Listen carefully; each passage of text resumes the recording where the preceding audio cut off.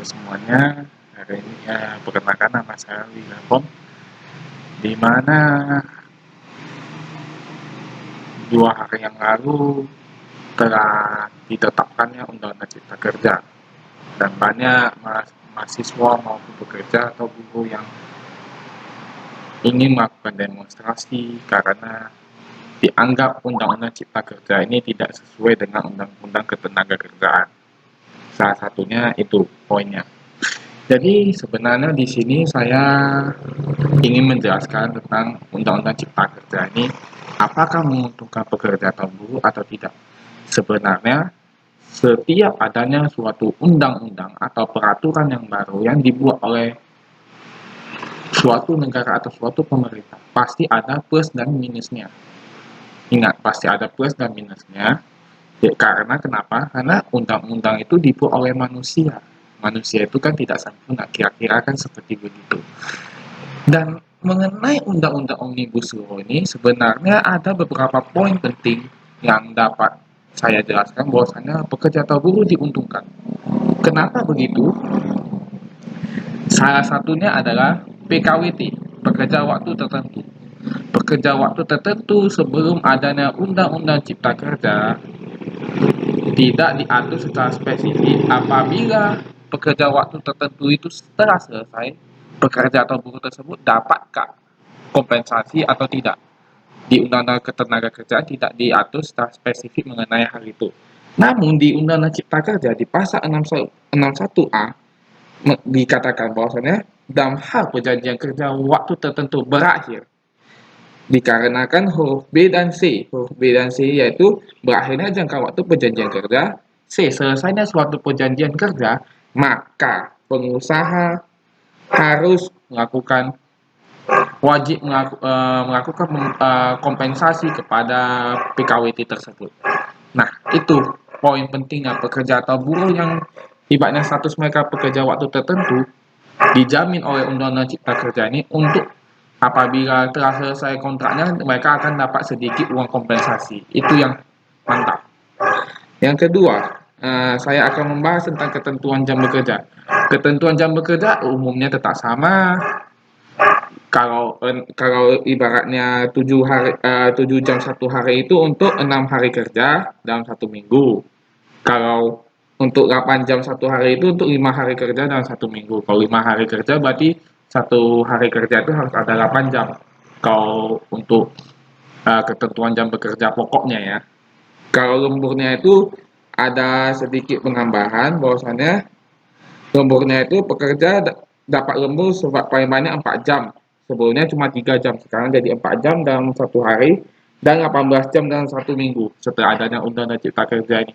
Jadi pekerja buruh dalam hal ini ruginya karena mau lembur tambah 1 jam apabila di seluruh perusahaan jadi 4 jam ya harus ikut karena sudah ada aturannya. Namun kan kalau nggak salah uang lembur itu tetap akan diberikan. Jadi kalau 4 jam kan tambah 1 jam lagi uang lemburnya. Dan saya akan membahas bahwasannya ketentuan cuti bersama maupun cuti tahunan yang 12 hari itu tetap ada, tidak ditiadakan dalam Undang-Undang Cipta Kerja ini. Jadi jangan kita terprovokasi oleh media-media yang mungkin sumbernya belum aktual dan terpercaya mengatakan bahwasanya cuti tahunan cuti pekerja atau buruh 12 hari itu dihilangkan. Tidak, tetap dijamin oleh Undang-Undang Cipta Kerja. Nah, kemudian saya akan membahas lagi tentang kalau melakukan pemutusan hubungan kerja tetap sama ya, tetap sama di pasal 153 tidak ada perubahan, tetap sama, yang artinya PHK itu tidak bisa dilakukan secara sepihak oleh perusahaan. Apabila perusahaan melakukan PHK, maka berlakulah pasal 156 yang tentang pemberian uang pesangon, uang penggantian hak, uang penghargaan masa kerja. Nah, nanti cumanya ketentuannya nanti akan diatur dalam undang-undang pemerintah, dalam peraturan pemerintah tentang pasal 156 ini. Nah, dan yang terpenting itu pesangon, mengenai pesangon. Banyak yang mengatakan kepada saya Instagram simak hukum saya, mereka menanyakan. Jadi banyak itu pasal-pasal yang dihapus, seperti ketika perusahaan merugi, perusahaan pilot, perusahaan eh,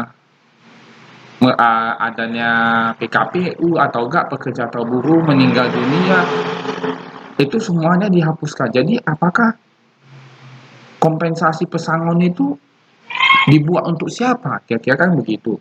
Sebenarnya yang namanya pesangon tersebut dan pasal-pasal yang dihapus tersebut seperti perusahaan pilot, perusahaan rugi, pekerja atau buruh meninggal itu sudah ada ketentuannya tersendiri di satu pasal, yaitu 154 A ayat 1, di mana Undang-Undang Cipta Kerja itu di pasal 154 ayat 1 huruf A, B, A sampai K kalau nggak salah, bisa kalian cek di Undang-Undang Cipta Kerja itu bahwasanya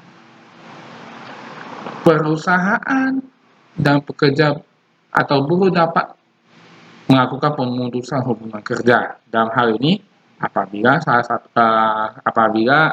pekerja atau buruh meninggal dunia, pekerja atau buruh ditahan oleh pihak berwajib, oke, uh, perusahaan pilot, perusahaan dan PKPU, perusahaan dan perburuan uh, maupun perusahaan, saya kurang ingat, tapi boleh kalian cek di sana di pasal 154 A ayat 1 itu ada huruf A sampai K.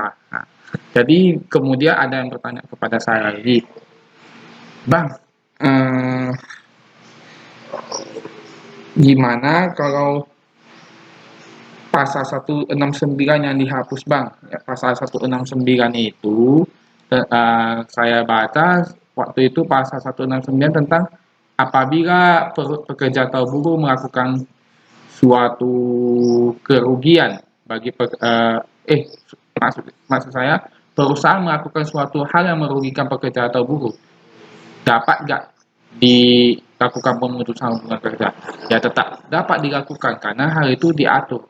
Karena dulunya pada pasal 169 ini di Undang-Undang Ketenagakerjaan ini mengatakan pekerja atau buruh dapat mengajukan permohonan pemutusan hubungan kerja kepada lembaga penyelesaian perselisihan hubungan industrial dan hak pengusaha melakukan perbuatan sebagai berikut. A. Menganiaya, menghina, secara kasar atau mengancam pekerja atau buruh. B. Membujuk atau menyuruh pekerja buruh untuk melakukan perbuatan yang bertentangan dengan peraturan perundang-undangan. C. Tidak membayar upah tepat waktu pada hal yang telah ditentukan dalam 3 bulan berturut-turut atau lebih. D. Tidak melakukan kewajiban yang telah dijanjikan kepada pekerja atau buruh. E. Memerintahkan pekerja atau buruh untuk melaksanakan pekerjaan di luar yang diperjanjikan atau memberikan pekerjaan yang membahayakan jiwa, keselamatan, kesusilaan dan pekerja atau buruh. Ya kira begitu di pasal 169 Undang-Undang Ketenagakerjaan yang dihapus isinya seperti begitu. Namun siapa bilang pekerja atau buruh tidak dapat melakukan pemutusan hubungan kerja apabila perusahaan melakukan hal-hal seperti itu. Hal-hal seperti itu sudah diatur dalam pasal 154 ayat 1 huruf G yang mengatakan alasan-alasan PHK itu dapat dilakukan oleh salah satunya perusahaan melakukan perbuatan yang merugikan pekerja atau buruh. Kira-kira seperti begitu. Nah, jadi mungkin itu tentang pesangon, dan kalau ditanya apakah perusahaan pilot pekerja atau buruh tidak mendapatkan pesangon, tetap dijamin oleh pasal 156 Undang-Undang Cipta Kerja yang terbaru ini. Namun hal tersebut ketentuannya yang seperti pereburan, saya kasih contohnya seperti pereburan perusahaan, dan ketika terjadi pereburan itu kan ibaratnya status perusahaan diambil alih oleh pemilik yang baru. Apabila pemilik baru tidak mau mempekerjakan kembali pekerja atau buruh tersebut, seharusnya Di pasal di pasal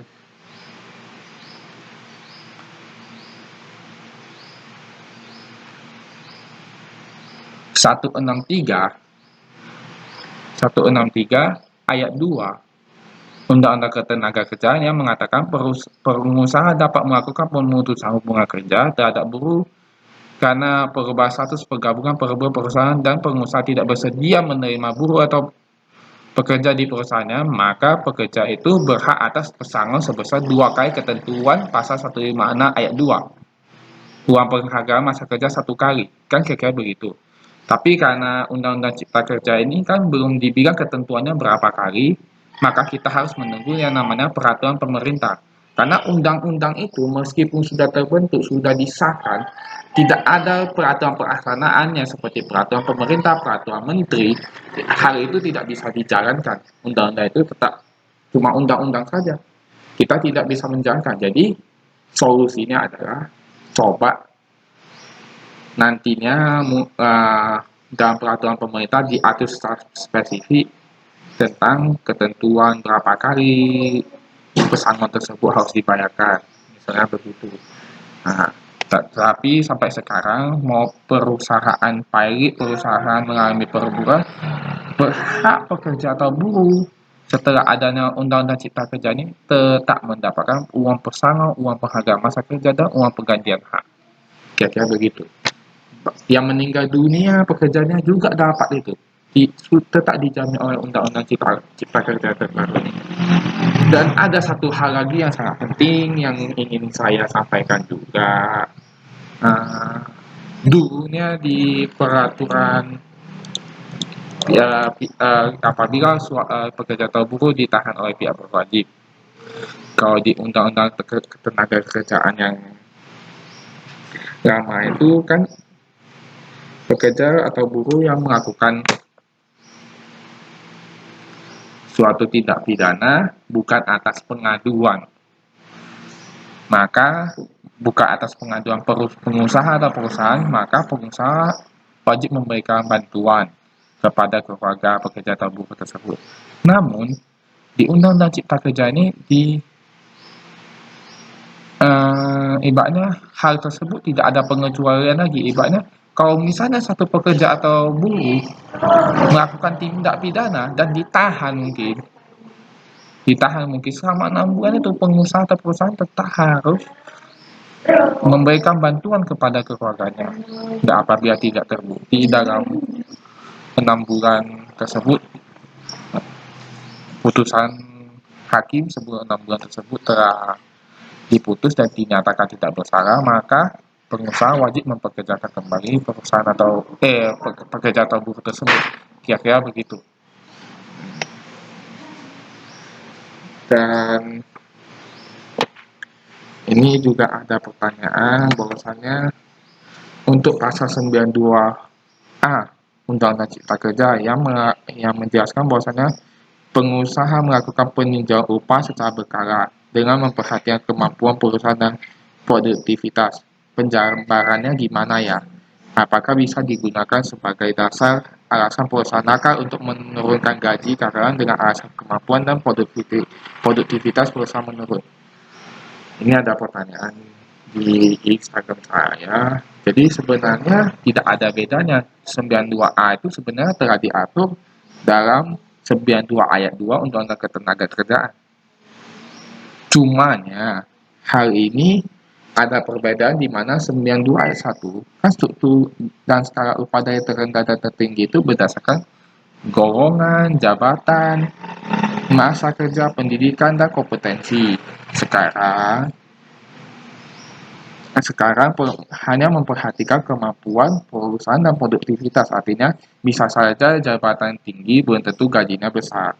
Dikarenakan apabila perusahaan lagi menurun atau lagi merugi dan dianggap harus menurunkan gaji pegawai, maka menurut Undang-Undang Cipta Kerja ini dapat dilakukan.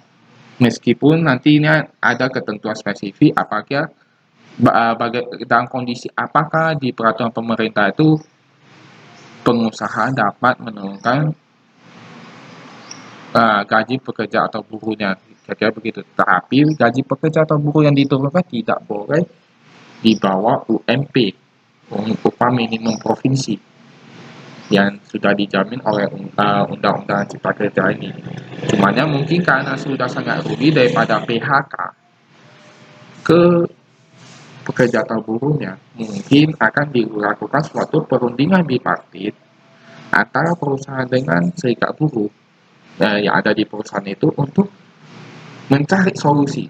Apakah bolehkah diturunkan gajinya sedikit untuk membantu kelangsungan usaha daripada dilakukan PHK massal. Mungkin ini yang dijaminkan oleh Undang-Undang Cipta Kerja ini.